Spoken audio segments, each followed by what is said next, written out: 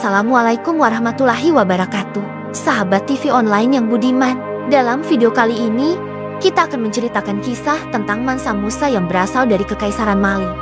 Ia adalah kaisar terkaya yang pernah ada selama sejarah peradaban manusia. Mansa Musa ke-1 adalah kaisar terkaya dari abad ke-14, yang kekayaannya tidak sebanding dengan miliarder teknologi masa kini. Kekayaannya tak tertandingi hingga saat ini. Melansir dari media Business Insider, CEO Amazon, yaitu Jeff Bezos, adalah orang terkaya di dunia saat ini dengan kekayaan bersih 118 miliar dolar Amerika atau setara dengan 1.682 triliun. Namun, kekayaannya itu masih sangat jauh dari kekayaan yang dimiliki oleh Mansa Musa ke-1 yang berasal dari negeri Mali yang dianggap sebagai orang terkaya sepanjang masa. Lebih kaya dari yang bisa digambarkan siapapun. Jacob Davidson dari media Times menuliskan bahwa benar-benar tidak ada cara untuk memberikan angka yang akurat tentang kekayaannya. Apalagi catatan kekayaan Mansa Musa itu berasal dari kesaksian dari berabad-abad lalu, yang mungkin saja tidak bisa dilebih-lebihkan. Namun, siapakah Mansa Musa ke-1 tersebut sebenarnya? Berikut channel TV online merangkum kisah hidup Mansa Musa, sang kaisar terkaya dalam peradaban manusia yang dilansir dari berbagai sumber. Namun sebelum kita lanjutkan kisahnya, kami persilahkan kepada sahabat semuanya untuk bersedekah like dan komen positif pada video ini, serta dukungan subscribe untuk perkembangan channel ini. Terima kasih, dan semoga menjadi amal ibadah untuk kita semua. Amin. Mansa Musa ke-1 adalah penguasa Kekaisaran Mali di Afrika Barat dari tahun 1312 hingga ke 1337.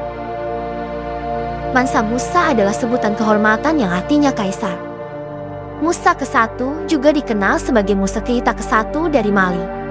Mansa Musa ke-1 lahir di dinasti Keita pada tahun 1280 di negeri Mali sebagai Musa Keita pertama. Musa ke-1 adalah keponakan dari Sundiata Keita atau Sunjata yang memerintah dari tahun 1230 hingga 1255, yaitu pendiri Kekaisaran Malu yang menganut Islam. Ayah Musa Keita I adalah Fagale. Ia tidak memainkan peran apapun di kekaisaran.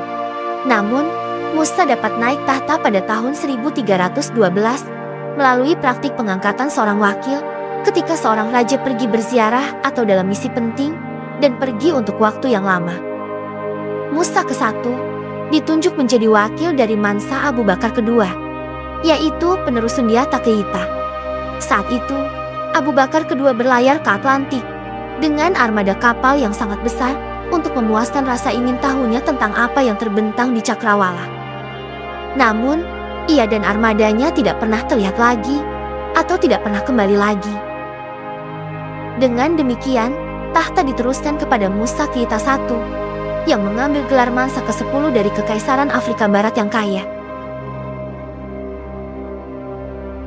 Pemerintahan Mansa Musa dimulai pada saat negara-negara Eropa sedang diliputi perang saudara yang berkecamuk dan kekurangan sumber daya.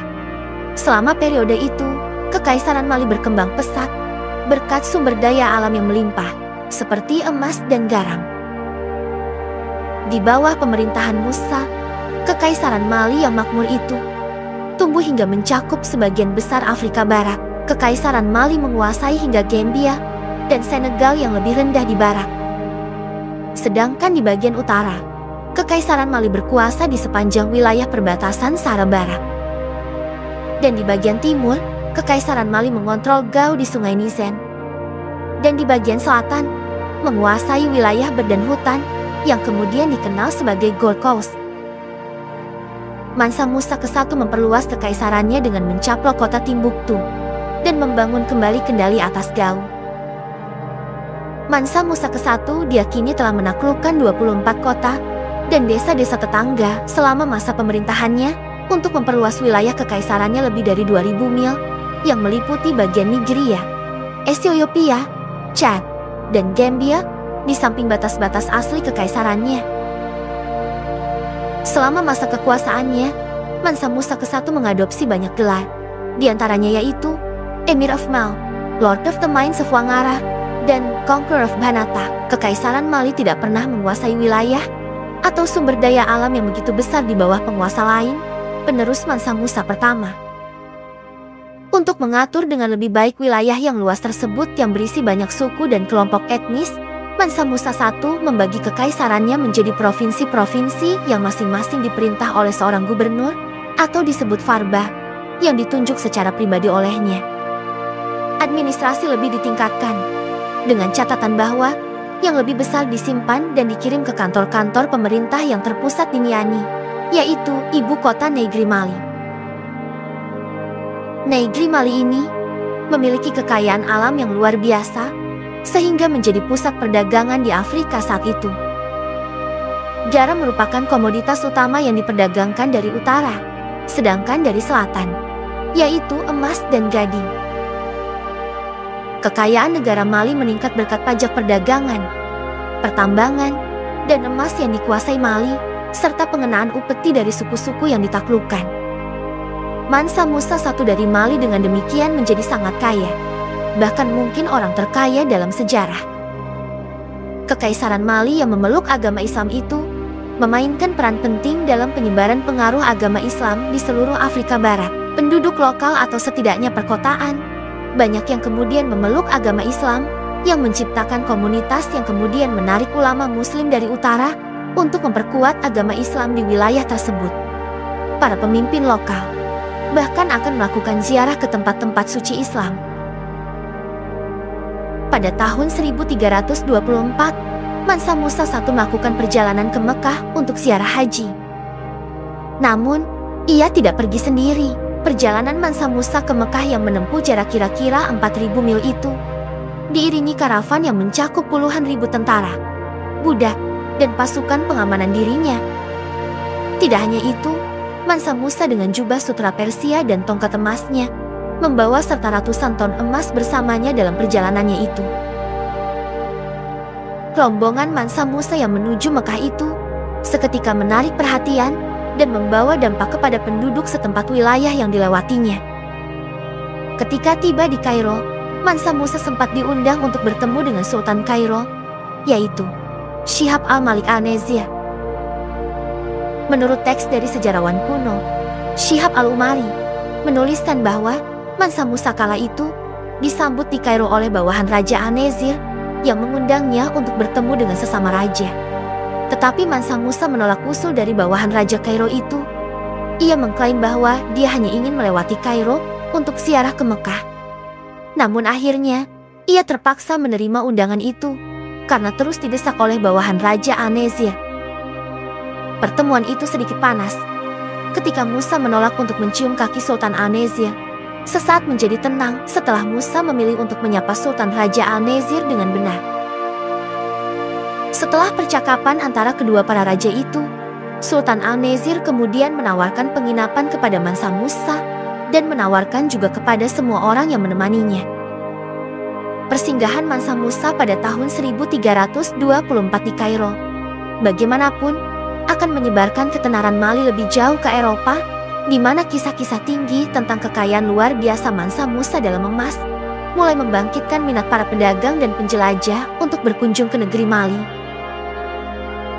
Sepanjang perjalanan Mansa Musa di Mesir, ia meninggalkan sebagian kekayaannya yang tidak terbayangkan oleh Mesir saat itu.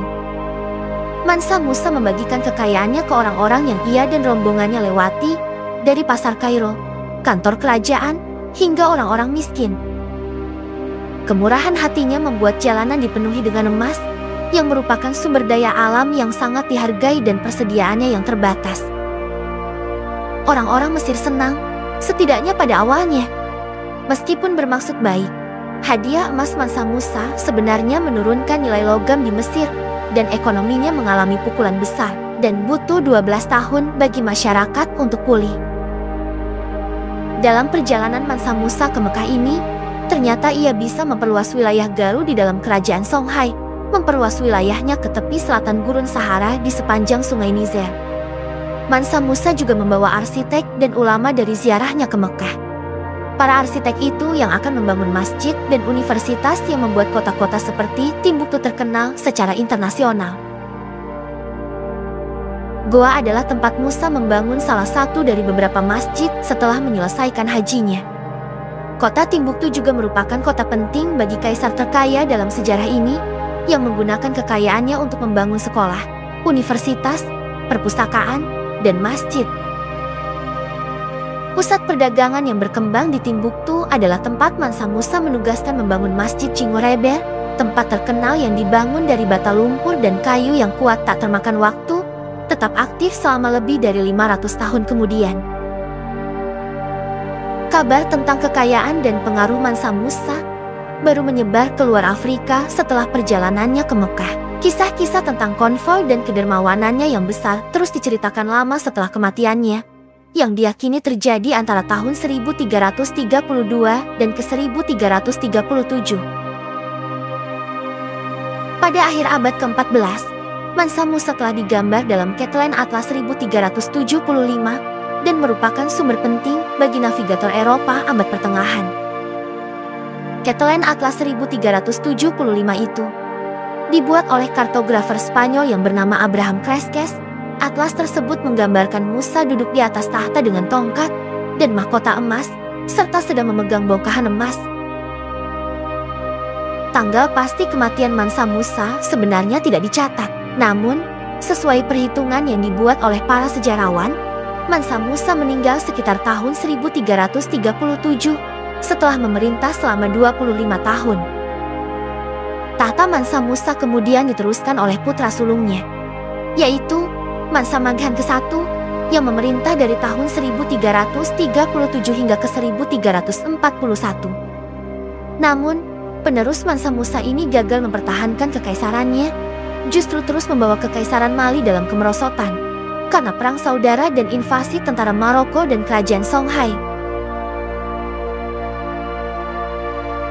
Benar-benar tidak ada yang dapat meneruskan kejayaan Mansa Musa setelah ia meninggal dunia.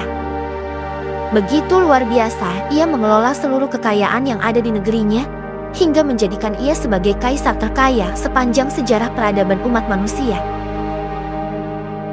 Kekayaan Mansa Musa mencapai 7.000 triliun lebih jika dikonversikan ke rupiah. Ia memiliki lebih dari setengah total pasokan emas seluruh dunia. Wow, hal yang begitu luar biasa. Itulah tadi ulasan cerita tentang Mansa Musa sang kaisar terkaya sepanjang zaman. Semoga kisah ini bisa memberikan inspirasi kepada kita semua. Amin.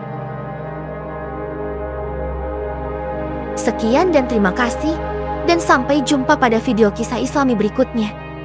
Assalamualaikum warahmatullahi wabarakatuh.